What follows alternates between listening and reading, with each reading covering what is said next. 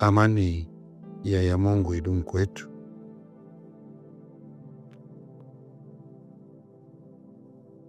Tuitabele ochi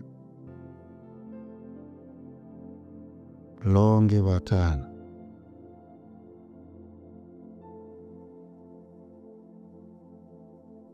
Ndio waalimu wa jamii mbalimbali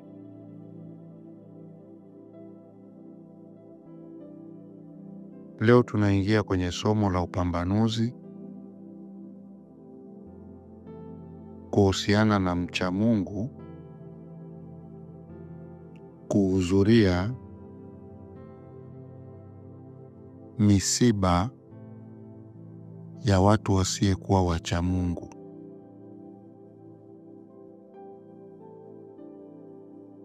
Ni mambo gani ukifanya yanakuwa fasaha?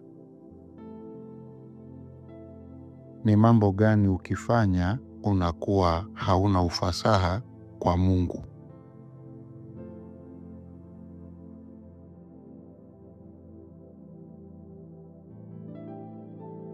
Mcha Mungu unaelezwa anapokufa mtu wa aina yoyote kwenye jamii uliopo,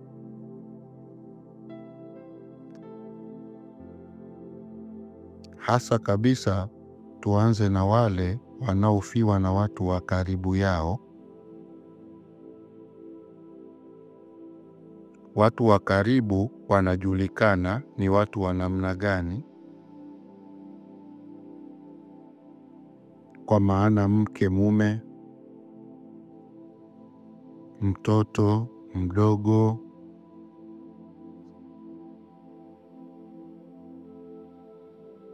na watu fulani wa familia. Wanakuwa ni watu ambao tayari wameisha kutwa na misingi tofauti, pengine wana imani tofauti, lakini mmoja wapo ndo kafa hapo.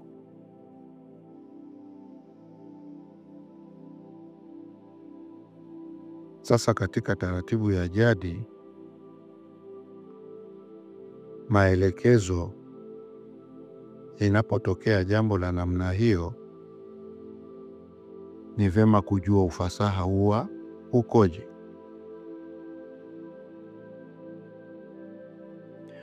Watu wa familia,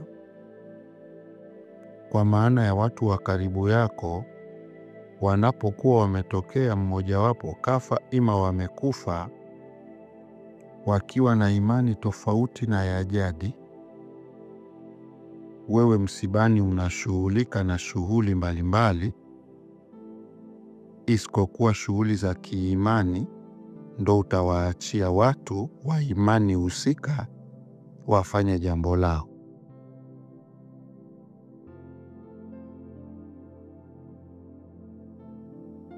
Najua hili linaeleweka. Watu wa imani husika hiyo ya aliyekufa, hata kama hakukuwa wa kuwapa taarifa, wewe mwanajadi ndo ulikuwa uko naye karibu, chukua nafasi ya kwenda kupeleka taarifa fulani amekufa, alikuwa ni mtu wangu wa karibu, isipokuwa mimi na yeye imani ni tofauti. Kwa hiyo nimekuja hapa kama kuleta ujumbe kwa viongozi wa imani husika alokuwa nayo aliyekufa, mje mshughulike na tahatimu zenu na mambo ya imani ambayo inamuhusu huyu aliyefariki.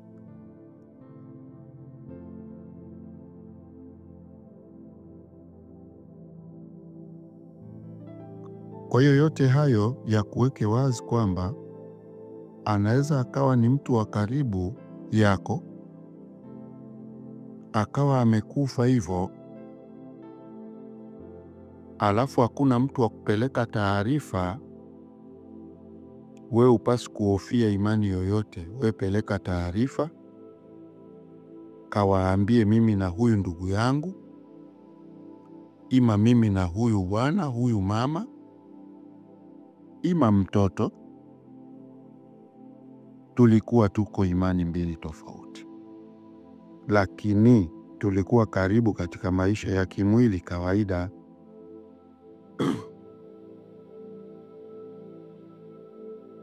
Kwa hiyo mazoezi haya ya kushughulika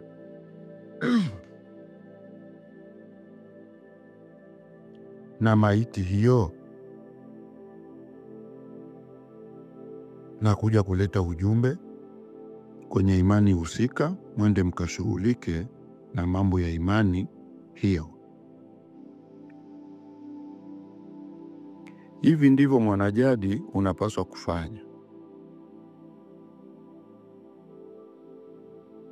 Kukitokea michango ya aina yoyote, michango ni ile watu majirani wamekuja, kuna watu walitoka mbali wamekuja pale kama familia tu, kunahitajika michango ya wao kula na mambo tofauti. Michango ya namna hiyo mwanajadi toa. Hiyo ni michango ya kijamii kawaida. Jamii kuna vitu ambavyo tunagusana na vyote tunatumia kwa pamoja, na vitu hivyo vinakuwa havina imani. Kwa hiyo jamii iliyokuja hapo inahitaji kukaa siku 3 siku ngapi, kuna mchango unapitishwa labda wa kutafuta chakula hizo siku, unacho cha kwako toa. Na hata wao kama wametindikiwa, wewe una uwezekano mkubwa wa pesa, toa pesa ya watu wote hao kula chakula cha muda wote huo. Unakuwa uko sahihi wewe kuchangia jambo hilo.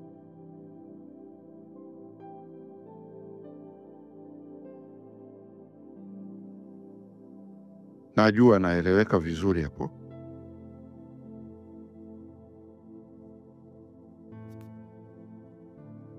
Kwa hiyo ufafanuzi wa somo hili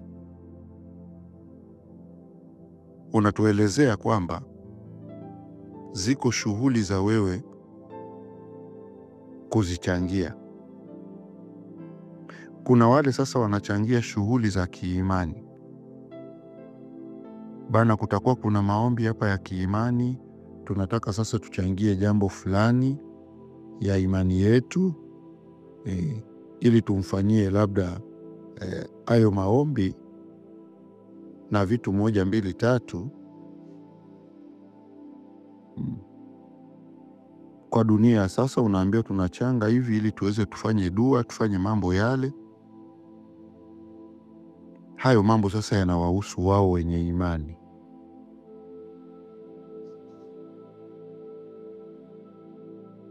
Najua hapo ndio unakuwa unaelewa. Hayo mambo yanayohusiana na imani kwa kuomba, ima kuombeana wao ndani ya tahatimu waliomo, hayo mambo wewe huhusiki kuyachangia. Wewe unachohusika kuchangia ni mambo ya kijamii kama hayo niliyoyaeleza. Kuna kula, kikiwa ni chakula kwa lengo la kutaka kufanya maombi ya namna fulani ya kiimani, hicho chakula hakikuhusu.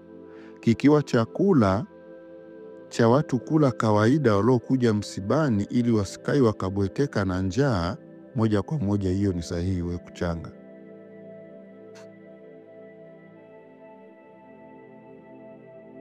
Yote hayo ni vizuri kujua uchanganuzi ukoje. Bwana, kuna michango pale tunataka tujenge kama kumbukumbu ya kaburi na nini, tumechangishana. Ile ni kumbukumbu tu.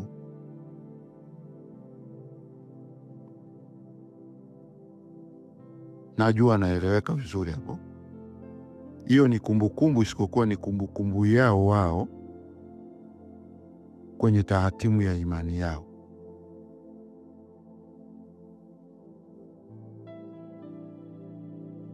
Yote haya elewa. Ikisha kuwa kumbukumbu kwenye tahatimu sasa ya imani yao, moja kwa moja hilo ni jukumu lao wao kuchanga kujenga hiyo kaburi, na sio wewe mcha Mungu. Wewe mcha Mungu, jukumu lako wewe ni kuwepo uwamba wa msiba, kusikiliza nini kinapita kwenye msiba, na ukiwa mtu wa ndani ima mkiwa watu wa ndani, hata kama nyinyi sio imani ya aliyekufa, wakati wanakwenda kule mazishini kwenda kuzika, nanyi mnaruhusiwa kwenda kwa kuona mazingira, kwamba huyu mja kazikwa sehemu hii na sisi tuliona hapa. Kwa sababu ya machafuko ya dunia ya sasa, mpaka yakaundiwa serikali, na serikali huwa inataka ushuhuda wa mambo ya ndani. Wewe unaenda kuwa tu shuhuda wa kuona na sio kufanya shughuli yoyote ya kule kaburini. Kwa hiyo wakifika huko kaburini na makaburini, wenyewe watafanya tahatimu zao za kiimani.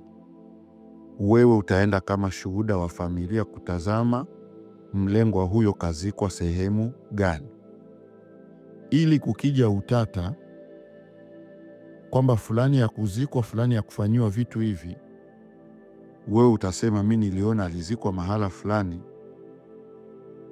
na alama iliyowekwa ilikuwa ni hii.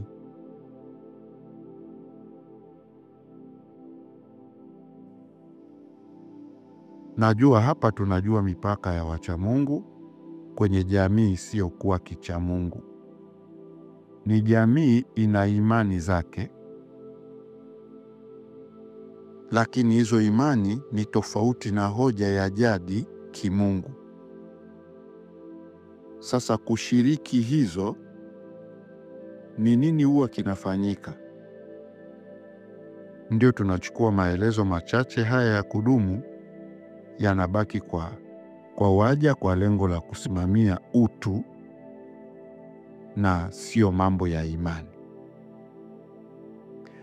Wewe mwanajadi kusimamia swala la imani, ni mpaka awe amekufa mwanajadi mwenzako.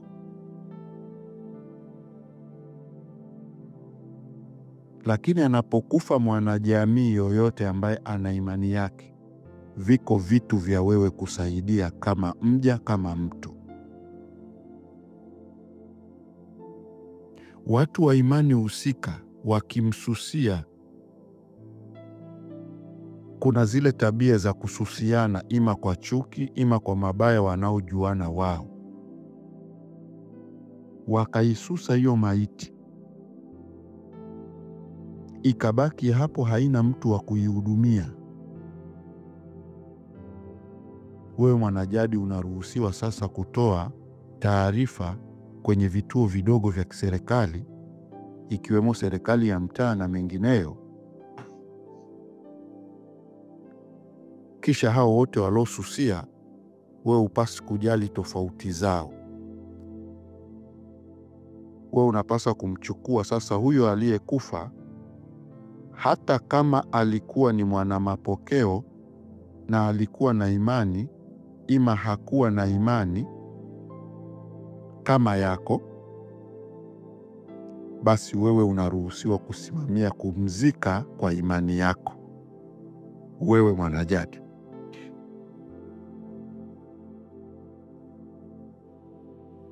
Kwa maana huyu mwana mapokeo huyu kafa, jamaa wamemsusa, pengine kuna tofauti mbaya kwake walioiona, hawataki kushiriki jambo la mtu huyo, tofauti tu ya kiutu imetokea, na wewe upo. Wote wakimsusa, wewe unafanya kazi ya kutoa taarifa kwenye vituo vidogo vya kiserikali, kisha wewe fanya tahatimu ya kumzika kwa namna yoyote inavyowezekana. Mazishi ya kimungu yana maelezo mapana. Mazishi ya kimungu yana maelezo mapana. Sisi wacha Mungu, maiti kuunguzwa ni jambo liko halali. Maiti kufukiwa chini kwa maana ya kuzikwa ni jambo halali. Inatokana tu na nani amekufa kwenye changamoto gani. Kwa hiyo ukielewa kitu hicho, unakuwa moja kwa moja umejua wewe pa kusimamia, kwamba mwanajadi hujaambiwa uitenge jamii eti kwa sababu haina imani ya jadi.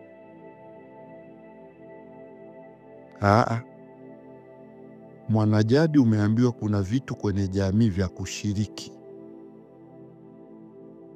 na jamii huwa imejipambanua vitu vya kushiriki.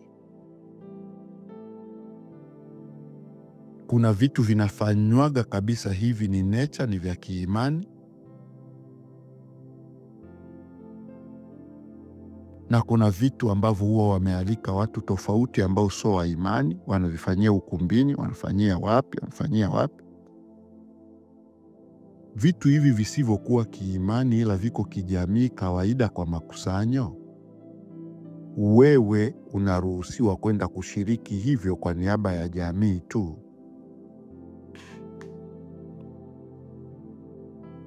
Hivi ndivyo mlivyoaswa kwenye zama za upotevu zikitokea, kwa sababu ndani ya zama za upotevu kila mmoja huwa anaona yuko sawa kwa alichoshikishwa. Kwa hiyo wewe sio jukumu lako sasa kuwaambia waache wanachokitaka wao. Wewe jukumu lako wewe ni kuuishi uchamungu, na haya walioyataka watu ima walioshikishwa bila wao kutafakari wako kwenye mambo gani, haya mambo unawaachia wenye mambo yao.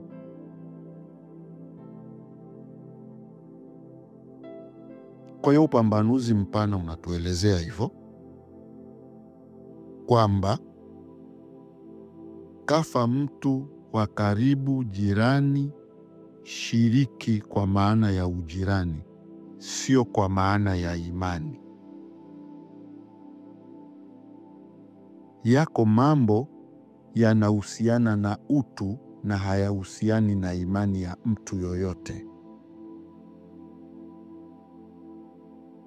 Kwa hiyo mwanajadi, usihitilafishwe akili na yoyote wakati wewe ulipewa uchanganuzi wa kuishi na mimi himu ya kuishi kwa waja, na kuja kutoa fafanuzi hizo pana ili mjue namna ya kuishi kwenye mema, muishi kwenye mazuri, mtaishije hata kama mabaya yatakuwepo kwa watu kuyakubali. Hakuna kitu kikubwa kwenye hii dunia kama uchanganuzi. Na nyinyi wanajadi, nyie mna uchanganuzi mkubwa kwa kujijua kwamba yameochanganuliwa kwenu ni makubwa. Sasa ziko jamii ambazo hazijachanganuliwa, bado zimeshikishwa maadili fulani. Sasa wewe yaishi maadili yako, sio lazima ufate maadili yao eti kwa sababu ya kuwaridhisha. Hapana.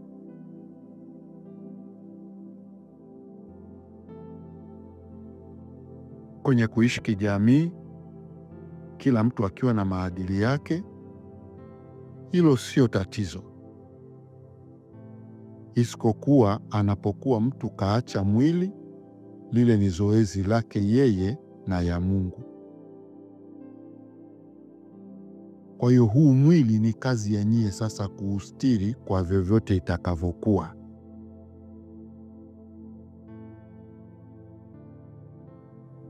Ndio maana matokeo halisi nimekuambia. Mwili wenye mizozo, mtu fulani kafa, wengine wamesusia, wanasema 1, 2, 3, wewe mizozo yao isikuhusu. Bwana, huyu mama hapa alikuwaga ni mchawi na alifanyaga kitu hichi kwenye kijiji chote hichi tunamjua, sisi hatutaki kufanya jambo hili.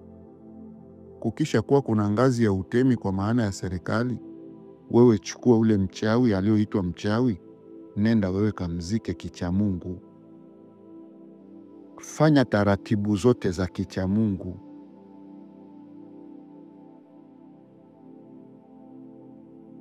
Najua naeleweka hapo. Fanya taratibu zote za kichamungu, hata kama ameitwa mchawi na jamii, wewe fanya taratibu ya kichamungu, mzike, alafu muache hapo. Umeshindwa kumzika mahala labda ni pagumu sana, huwezi kuhudumia hiyo sehemu ukiwa mwenyewe, na uhaba wa huduma ya watu. Dunia ya sasa kuna mausafiri kama magari na mambo mengine. Ukiwa na visenti, dunia ya sasa kuna mpaka mabaunsa wa kuwalipa. Utawaambia, ndugu zangu, mimi kuchimba hii shimo mwenyewe sitoweza.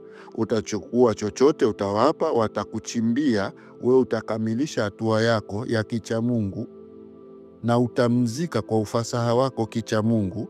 Utaacha umemweka hapo huyo anaitwa mchawi ima mtu mbaya alosusiwa. Wewe fanya taratibu hiyo kwa Mungu, uko sahihi.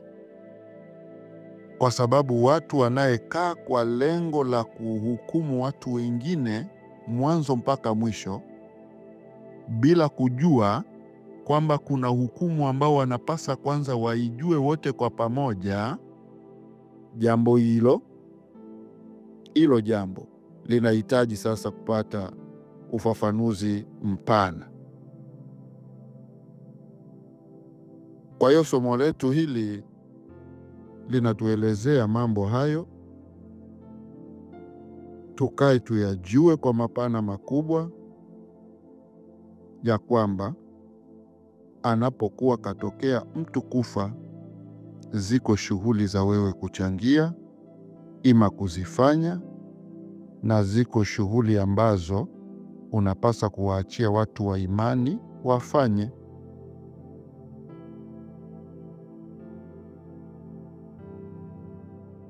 Yote haya kwa upamoja yanaeleweka. Itilafu imetokea, mivutano ya hapa na pale, umeelezwa namna ya kuwa kwamba itilafu za jamii, wewe mcha Mungu hujaitilafika kwenye utu. Kwa hiyo ukiwa hujaitilafika kwenye utu, wewe pia huwezi kuitilafishwa na hiyo jamii kwa itilafu zao. Kwa zile itilafu zao utaenda kwenye ngazi ya utemi, utaripoti, kisha wewe utashughulika wewe kama wewe kufanya kwenye ngazi ya kimungu jambo hilo.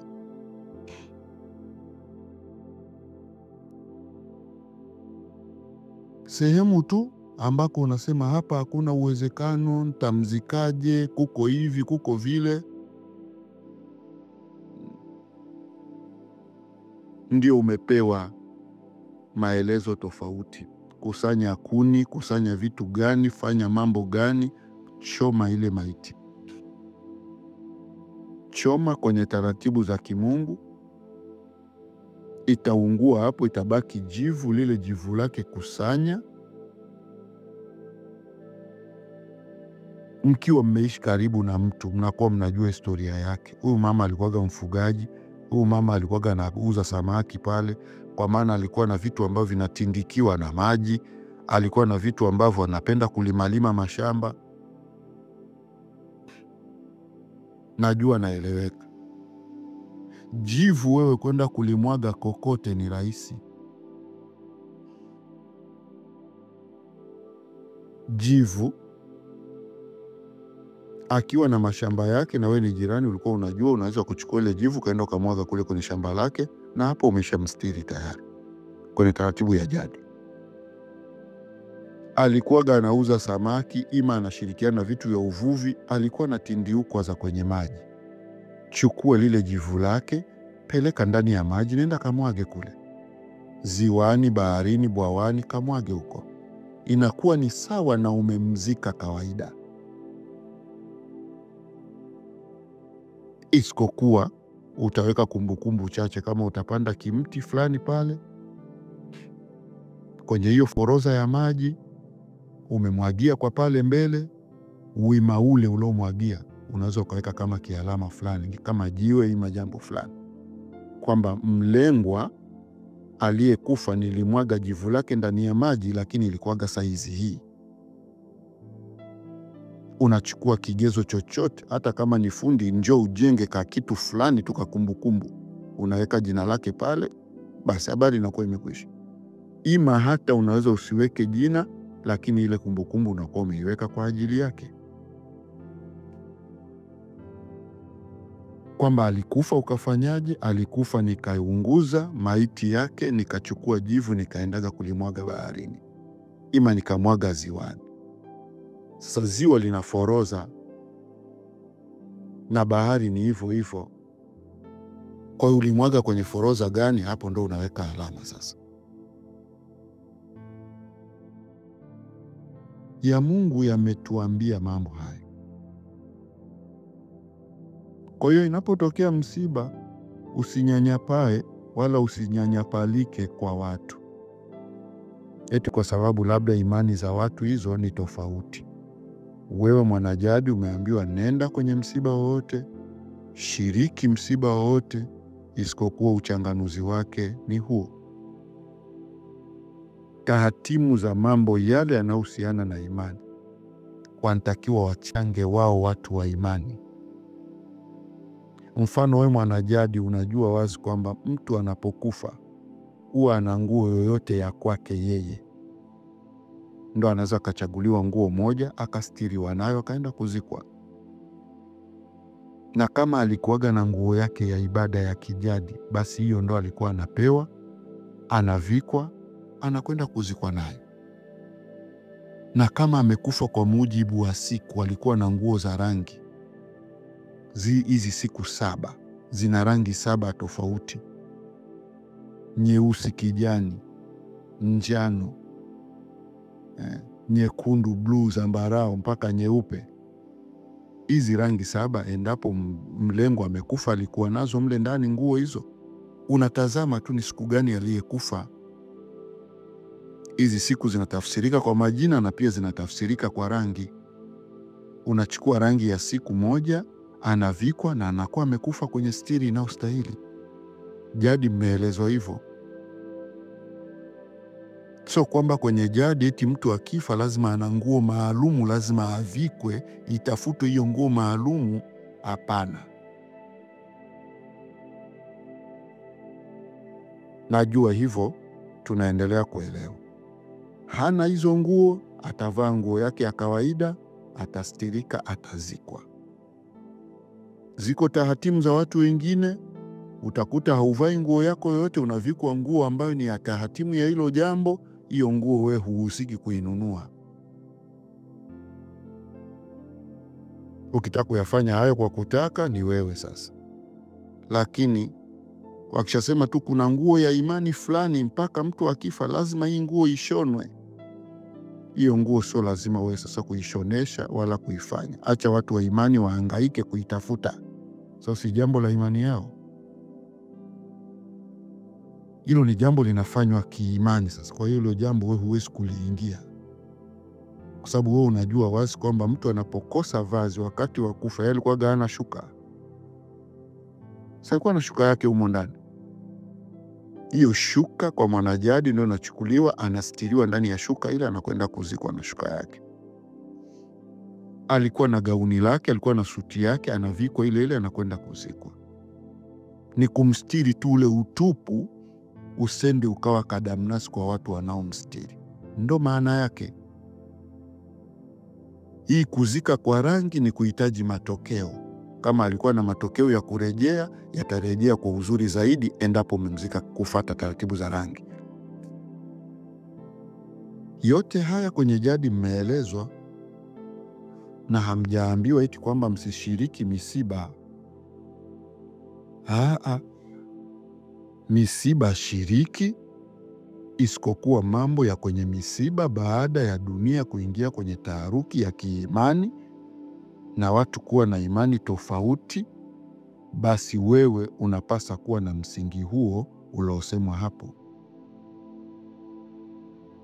Mambo yoyote kabisa shiriki, vitu vyovyote changia, lakini mipaka ya kuchangia ni hiyo. Unaruhusiwa kabisa kuchangia, lakini una mipaka yako.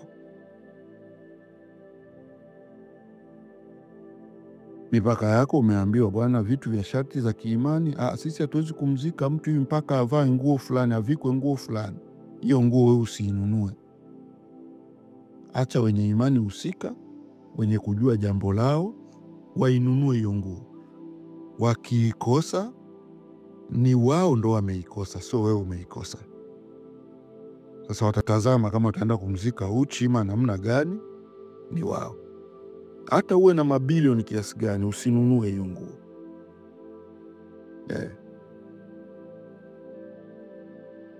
Yote haya mmeshaurika kwa pamoja kwamba jamii ina vitu vya kijamii ambavyo tunashirikiana kwenye jamii. Mambo ya imani huwa ni mambo tarajio, kila mtu ana matarajio alioambiwa huko mbeleni. Kwa hiyo utiifu huo sasa, kila mtu waga anafata agenda yake ambayo inamuhusu yeye. Kwa hiyo hapa unagawanyisha, kuna mambo mawili. Kuna mambo ya kijamii kawaida ambayo hayana imani, na kuna mambo huwa yamekaa kiimani. Yale ya kiimani, ikishakuwa imani si yako, kaa upande wa mambo ya kijamii. Kaa tu upande wa mambo ya kijamii, hapo kawaida utaona umekuwa fasaha kwa Mungu. Mimi ni washukuru tu. Somo letu hilo fupi la watu kuhudhuria mazishi limekaa tu liko hivyo, na huo ndo ukweli wake wa mwanzo na mwisho. Asanteni.